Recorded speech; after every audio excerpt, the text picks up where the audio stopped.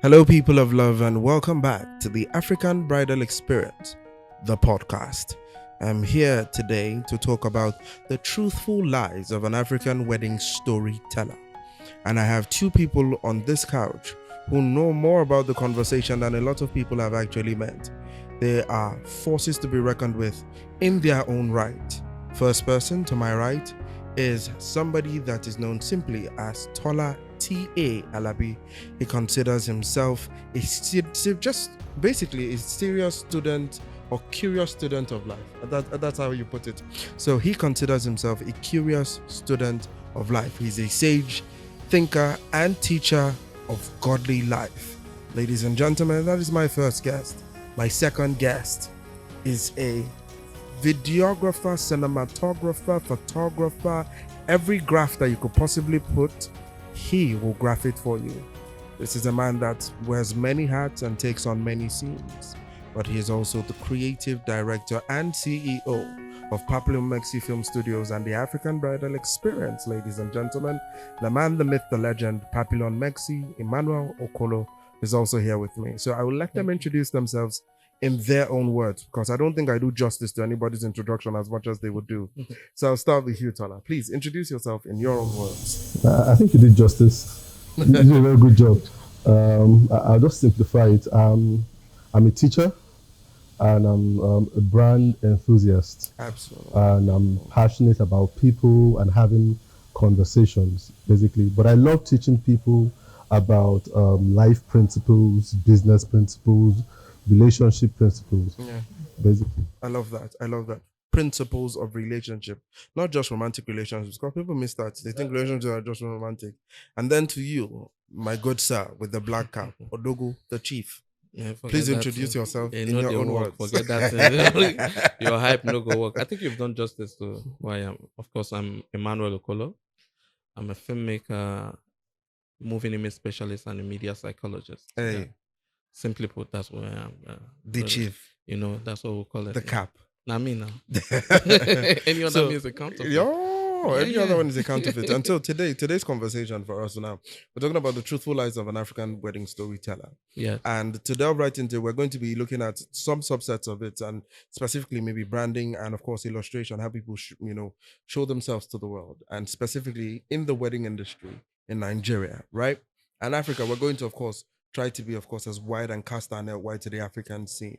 And I'll start with you, Tola, because this is now going to form the base of how I proceed with this conversation. What would you define success as for a brand, for somebody, and maybe you can even relate it to the wedding industry if you feel the need to?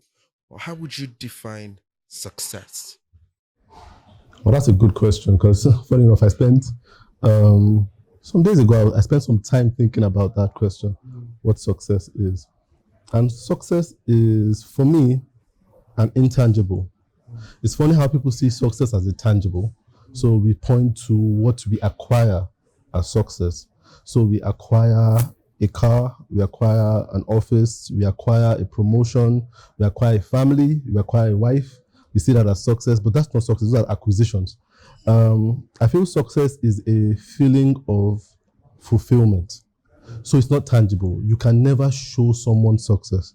You can only express it and they can believe it or not. So you can just say, I feel fulfilled doing this thing. I feel like if I'm on the right path, I have peace. For me, that's success. When you feel like you are in, you know what they say about a square peg in a round hole? When you feel like if what you are matches the hole in which so you feel like a square peg in a square hole. And as simple as that sounds, it's very, very hard to find. You understand? So success is that feeling you're in the right place and you feel good in your body, you feel good with your skin, you feel good with your activity, you feel good with your relationships. For me, that's success.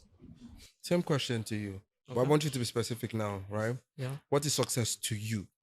I think you said it all, and that's what I really believe in too, as well, in relation to success. Mhm. I think success is, I think simply put, is how truthful you are to yourself and where you are as a person.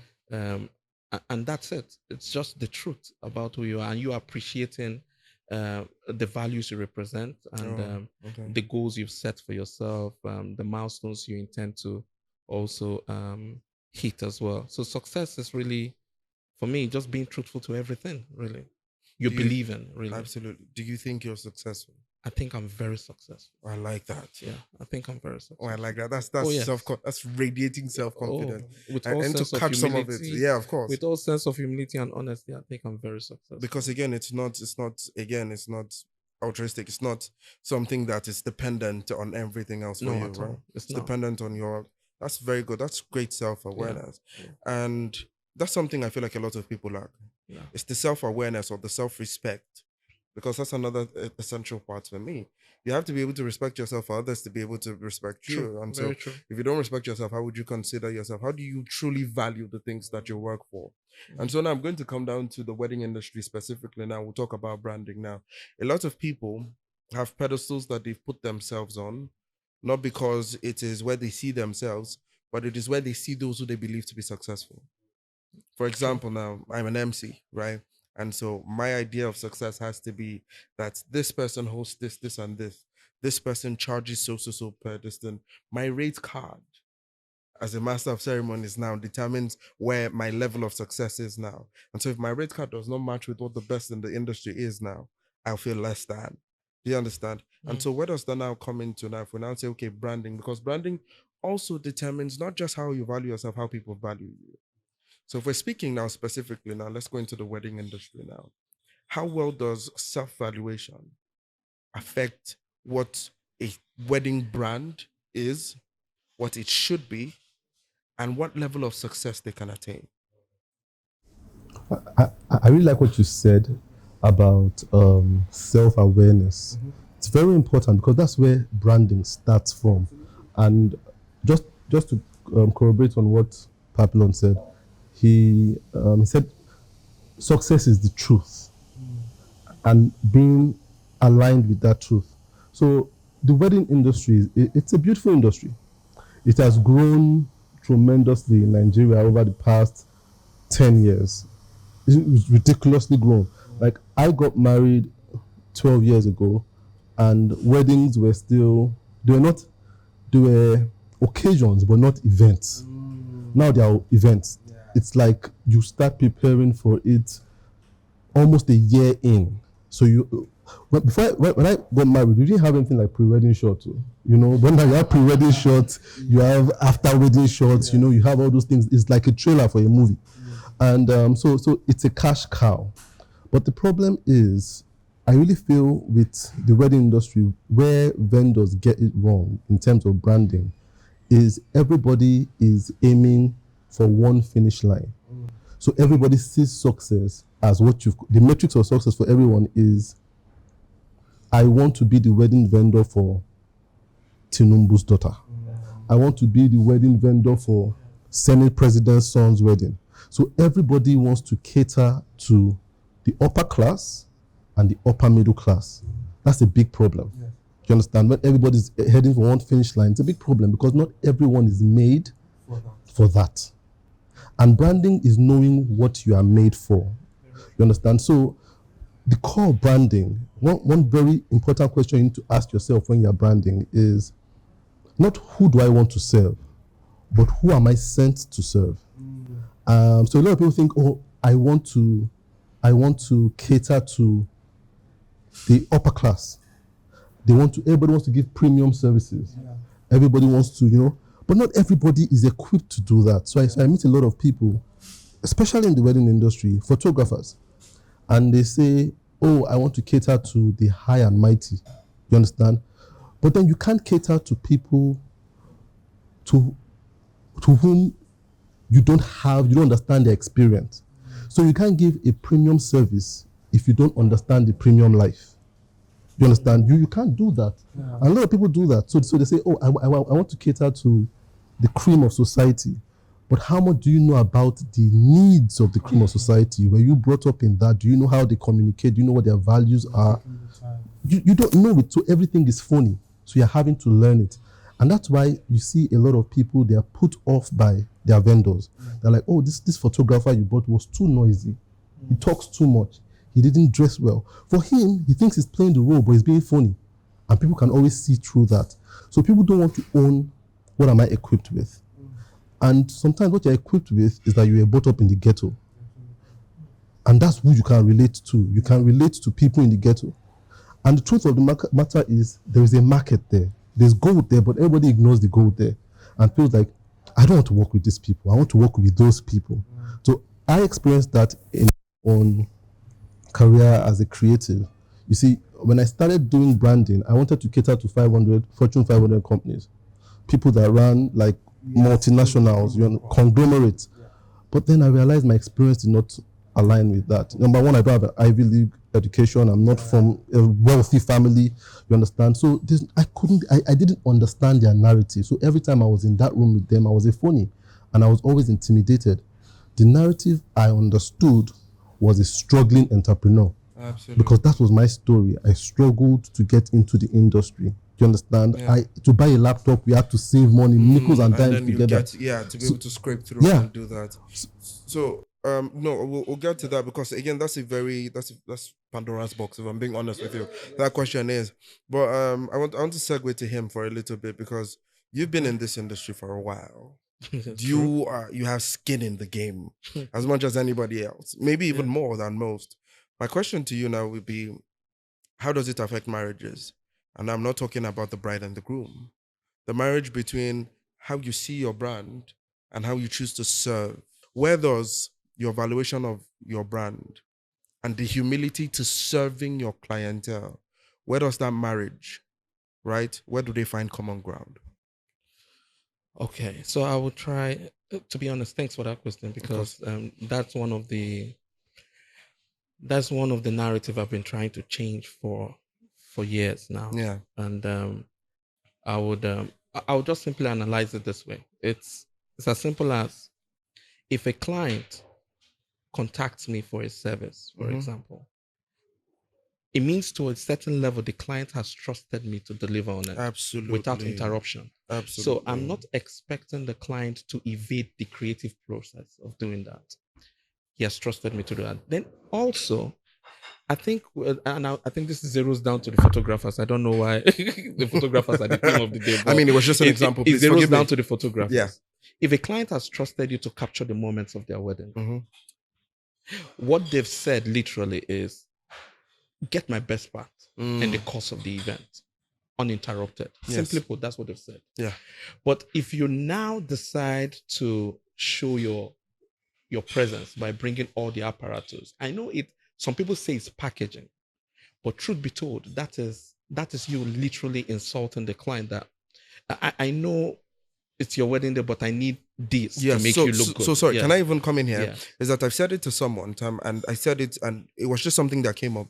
But I have seen time and again, I have seen photographers in the strive to capture the moment, ruin the moment. Yeah, no, but that's exactly what I'm even trying to explain, because at the end of the day, you're now dealing with two layers of, you're literally disrupting the memory bank of that couple, because what the client will remember 30 years from then is how you told her to pose or how large your softbox was. That's it. And the person wouldn't really connect with the moment that was her, really. And that's what I try to, in my own little way, try to, send and reorientate the target audience, especially the clients, that yes, in as much as it's your day, it's also a very significant day in your life, meaning your moments are more important.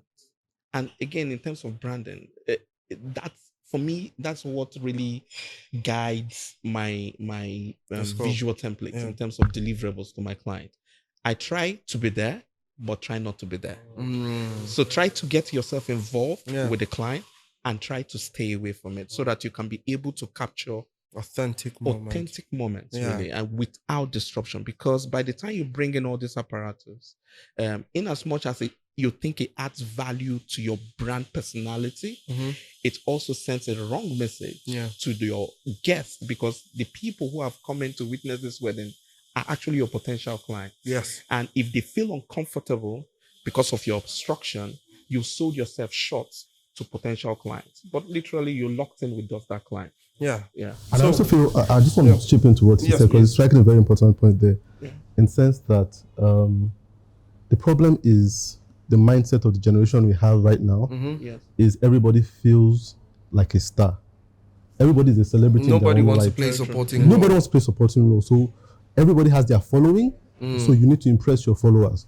So, and I call you as a photographer, you are coming as in your mind, a personal brand that has to deliver. So you're already thinking of how does this look on my Instagram page? How does this look on my... So you come with your entourage. And then you're not coming with the mind of service anymore. You're coming with the mind of showing yourself. So every vendor comes with, I am so and so makeup artist. Make room for me when I come. So they come with all that stuff. They don't care about you. The photographer comes with that same mentality. The event organizer comes with that. So everybody's like, you can't talk to me that way.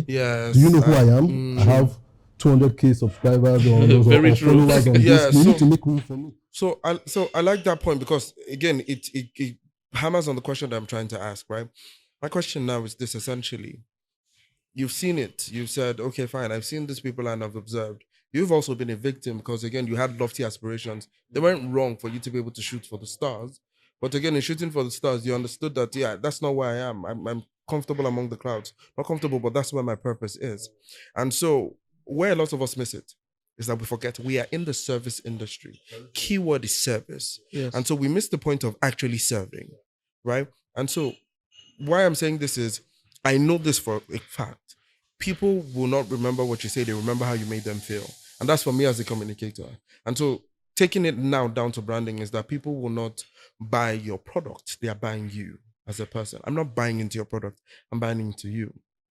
Where does it come into play where I can say, oh, I'm safely selling myself without projecting any unnecessary pride, without projecting, and then why I'm now coming to you with that is this simply.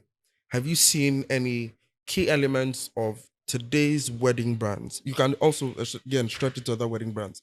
Have you seen any key elements of successful brands today, or brands that are booked? Let me not say successful. Brands that are busy, brands that are all over our faces. Are there key elements from brands that you've observed today that are also able to have that overlap between self-worth and service? Self-worth and service. Because again, people assume self-worth has to be pride. So self-worth, again, how they value themselves. And then service, which is humbling yourself in that your pride to be able to serve the person that you actually were contracted to serve. Yeah, like, let me think of the wedding industry right now.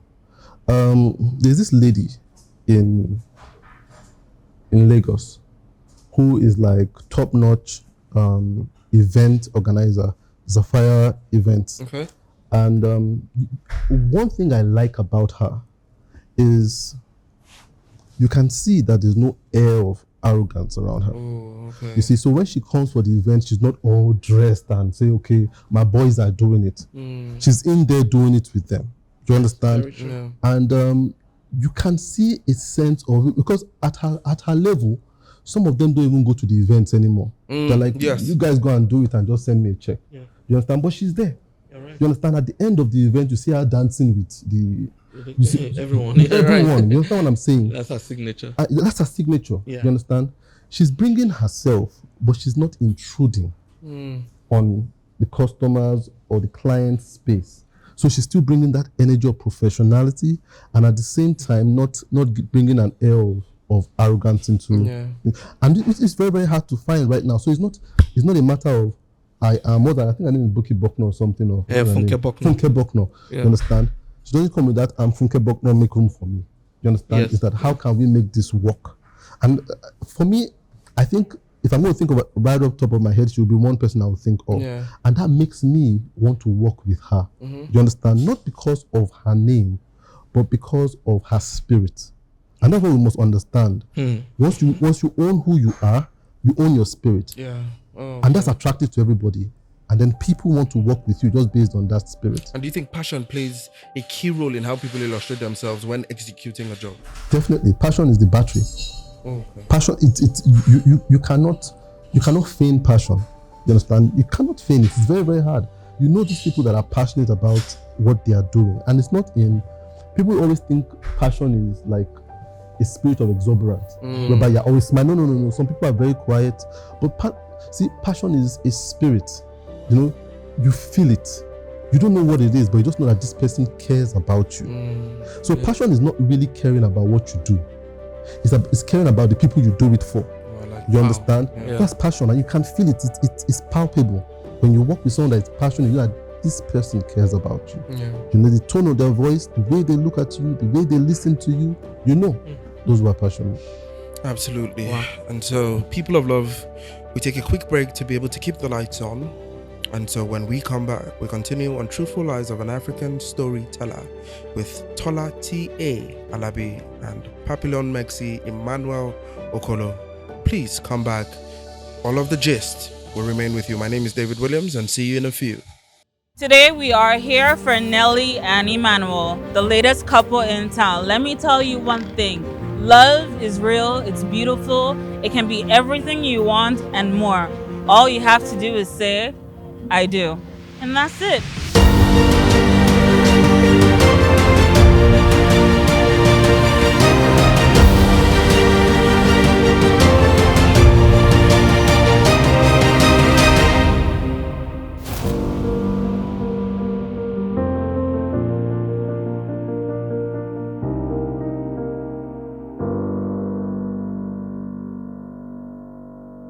And we are back, people of love. My name is still David Williams. You also call me Big Talker.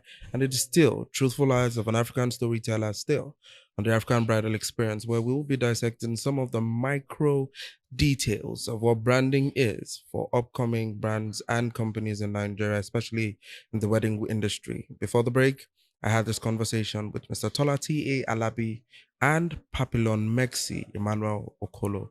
These two people have done justice to the conversation, but they will continue. And now I start back with you. We're going to come to you now to be able to start off. We've talked about brands and how unique brands are important for you to be able to stand out in whatever industry you find yourself. It is important that everybody has their own brand identity and we're not all playing follow the leader, right? We're all unique people and we will by natural right have unique identities. But then where does it come? And I want to use Tolani Ali as an example. Tolani was the official photographer of the Vice President Osibanjo for 8 years, Professor Osibanjo for 8 good years. And she was so famous. I think she was probably the most famous photographer at the time. And the president had a photographer. Other people had personal photographers, but she was the most most famous personal photographer at the time. Why? Not just because of the quality of her pictures, because a lot of people even knew the way she saturated the pictures of the vice president was different from the way she saturated other pictures.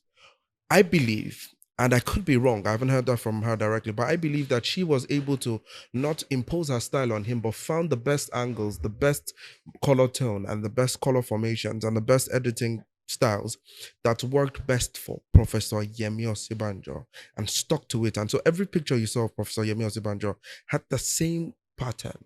It wasn't the same kind of picture. There was creativity to it, but it was done the exact same way for one simple purpose, for him to look the best and to communicate him the best. Yeah. Other pictures could take different tones. Yeah. Point is, where does it come into play where your unique identity, your unique brand is not something you impose on your own clients, so much so that their uniqueness does not shine through. And so you are the one who's exalted in the pictures. And so you're doing it for your own personal pride. All right. The truth is, when you are creating this kind of visuals and content, you need to be very conscious of two spaces: your action space and your audience space. Okay. The action space is where you play your playground with your client. Now, in that action space, you also need, so there are two things that has always happened to most of the vendors. When you get commissioned by the client, you also find most times the client tries to intrude with the creative process. But that sends a big message to me, even as a vendor, meaning I think the client doesn't really believe that much in my delivery. So you find them trying to cross-check and be sure. Do you understand what I mean? And you have some clients too as well that say, do you know what? Just do you. And that's because they trust you entirely. Absolutely. I'll pick Tolani as an example. The reason Tolani has fantastic images is because Osimajo has told her, do you. Do your thing. I No, trust your judgment. There's also the humility to serve. I'm sorry. I'm going to get. I saw a video once of her having to find an angle to take a picture, and she was dressed in a kaftan in a hat as her signature, and lying down in a puddle of water to be able to take that picture. I will even come back to that. And lying, like I said, do you? Yeah. And that do you needs to emanate from how truthful you are to your craft. Yeah. Because that's, again, like you rightly said, passion is a spirit. That is what they can never understand, but they feel it. Yeah. So, and I remember when I was documenting Dangote's wedding at some point, I literally was the only one Dangote asked to come in. And that was because at some point he felt that passion. He knew he had already seen some deliverables even before then.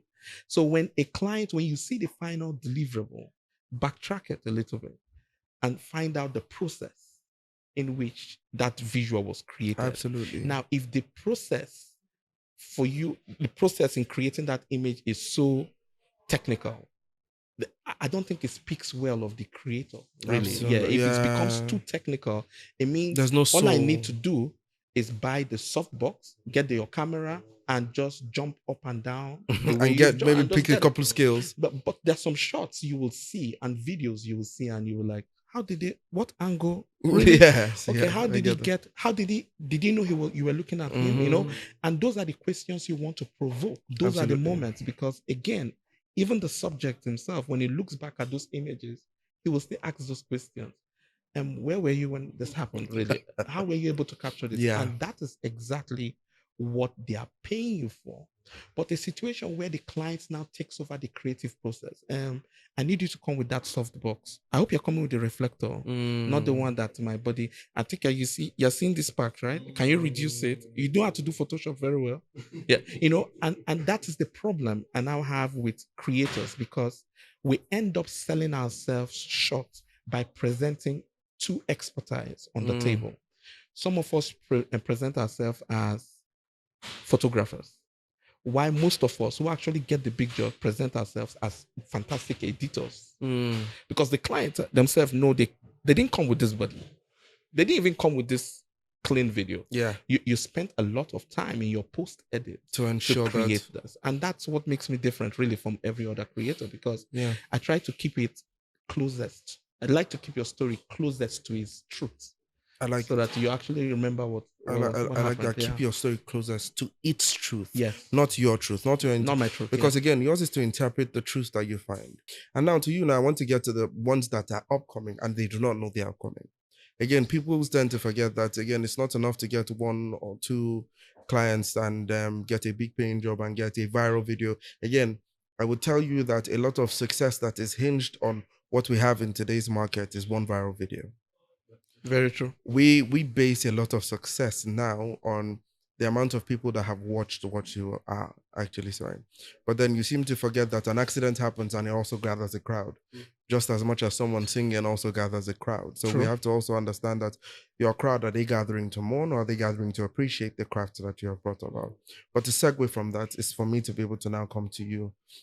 When branding for a business, a personal brand, but as a service entity, right, for any industry, especially in the wedding industry that we're talking about now, how do you ensure, what are the key things that you must put in place to ensure that you remain authentic to, one, who you are, because you must define who you are, I believe, who you are, because we've talked about a lot of things, and two, how you must serve? Well, I think one thing that is integral to be able to know, to be able to keep doing your work without compromising who you are as a personal brand. Yes. And to keep serving with all humility is to know your story. Do you understand? Another brand story comes in. Yeah. Your story is your best asset as a brand. Whether you're a photographer, you are a makeup artist, you are a fashion designer, your story is your greatest asset. Absolutely. The problem is, as I said initially, number one, a lot of people don't know their story. There are two categories of people. People who don't know their story. And people don't tell it. Yeah. People who know their story and don't own their story. True. And then the third category, People who know their story, own their story, but don't know how to tell their story. You understand? So we take that for granted a lot. Very true. So you must know your story, and that takes a lot of introspection to know your story. So a lot of people are adopting other people's stories, and that's why they don't even know who they are. You understand? So if I use the makeup industry, it has been bastardized. You understand? It has been bastardized because very true. Now makeup is about transformation. Oh, you understand? It's about transforming somebody into somebody else. Yes. Who you want them to be. It's about defining beauty as one thing. Contoured jawline, contoured nose, a particular complexion. It's not about enhancing anymore. When you're enhancing the beauty of the person. And that's because a lot of makeup artists don't know why they're makeup artists. You understand? They don't know why. All they know is, I'm into makeup artistry because this person is doing it and is successful, in quote. You understand? Wow. Once you know your why, you will do your makeup artistry. You see, it's very important for you to be able to do your work, and people say, that must be that person's work. Absolutely. And there's a lady, she's the only makeup artist I follow. I don't use makeup. You understand? Yes, of course. It's not I follow her for a reason. And this is why branding is so strong, whereby branding would attract the people that are not even your core markets. Very true. Do you understand? So I follow this lady. Her name is Joy Adenuga. Have you heard of her before? Yes, Joy Adenuga. very good. She's an incredible makeup artist. Because her makeup artistry is so different. When she does the makeup for the ladies, it almost looks like if she hasn't done anything. But you just see the glow. You understand? There's a glow. There's a neutral effect that she has on them that is like a natural beauty. Yes, yeah, right. It looks naturally beautiful. So all her brides don't look the same. So when you look at their page, you see like shades of beauty, different complexions, Very light, true, dark. You understand? And that's because I truly believe she knows her why. For someone like that, I can almost tell that her why is to bring out the beauty in every woman. Not to show her artistry, not to show how good she is or the kind of equipment she has, but to bring out the beauty. And so every time she's going to do a makeup for somebody, she's going with that. She's not going with the template in her head. So, okay, first I'll apply this and I'll apply this. First, she's going to look at that person's face and say, what does she have that I can emphasize? Yeah. She has beautiful eyes. She has beautiful lips. She has this. And let's see how we can call our attention to that. So you must know your why, and your why is embedded in your story. Once you know your story, you can now present your story to your client. Yeah, you must first know it. And then here is the catch. If you are going to serve and be authentic, and you're going to serve and be humble, you must be willing to say no to some people. That means you must know your client. And that's the problem with business. A lot of people can't say no. Everyone that calls them is their client. You see, I spent a lot of time doing brand identity, you understand, logos and stuff. And there were a lot of times when some people came, money on the table, ready to pay my rate, but they were not my client. From what they were asking me to do, I was like, I don't think we'll be a good fit. You know what, I'll give you this person's number. Very and true, people were always like, come on now, I have the money now. You understand that kind of thing? Yeah. But if you know yourself, you know that this person, there will be so much gap. There's so much gap, you understand? I am not sent to them. I'm not sent to them, so we cannot work. There's no animosity, but we can't work because my service is not for you. You don't fit into. So you must be able to say no. When you're able to say no, you always work with your audience, and that's what we see even in schools, Ivy League universities. Why are they Ivy League? Because they don't take everybody. No matter how much in your pocket, they're like, they are not Harvard material. Yeah, they are not Oxford material. Very true, actually. They are not Princeton material. They just know, but just by interviewing you, they don't care who your father is. So a lot of them don't care. You understand? Because they want to keep their products in don't keep a particular purity. Yeah, you understand? Pedigree to their products, so they know that you don't align. And every brand must know that who your clients are. I like that. Wow. I like that. That's deep. It hurts me that we're not going to be able to delve deeper into this, so because of time. But we're just going to go into final thoughts. I know that you give me some final thoughts on some things you have, but Emmanuel, if you can give me final thoughts in 45 seconds. Let me be 45 seconds. let me be considerate. In 45 seconds, if you can, squeeze in all of the things you think would be in an advisory book, things that you feel like I won't make up your brand or won't make you successful. Go. As the 45 seconds started. Yes, that's it. Go. Let's see.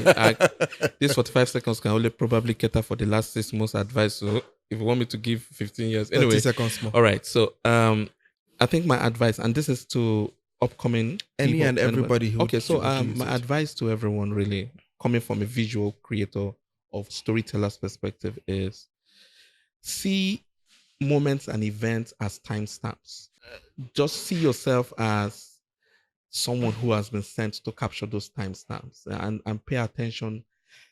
I can't emphasize this enough, to the truthful side of any story you're trying to document. Whether you're a videographer, photographer, whatever it is, just make sure you are very truthful to it. And once you're truthful to it, you will find out that those clients will come to you. You won't look for them. My style of storytelling, it's not a commercial style of storytelling. It takes a lot for me to be able to document you for a whole year before your wedding day.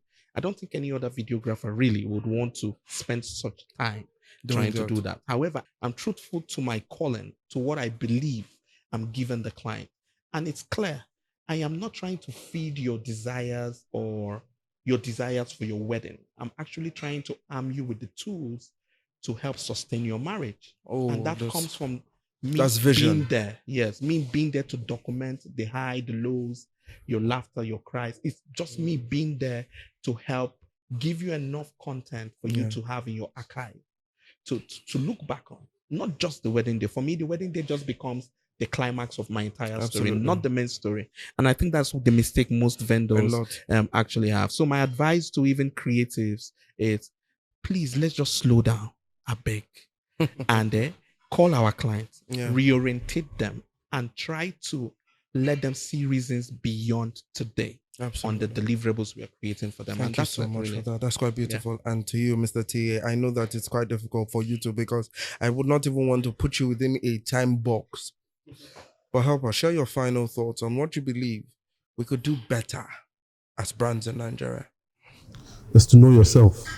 I think this is something Socrates said over 2,000 years ago, and it's still relevant today. Know thyself. It's so simple, but yet so profound. Absolutely. And a lot of people are afraid of what they will find if they know themselves, or they try to hide it. Know yourself, embrace yourself, know your story, accept your story, and propagate your story. It always works. That's the way the gold is. So know yourself. That would be my final word to any brand that's going to go out there. Ooh. Ladies and gentlemen, it has been one of the greatest honors of my life to be able to share this couch and share, of course, this little space with two men who have dedicated their life to the elevation of brands, several brands upcoming and established in Nigeria. Today, we call this the truthful lives of an African wedding storyteller. Why? Because what is generally accepted has become truth, as opposed to what is actually the truth.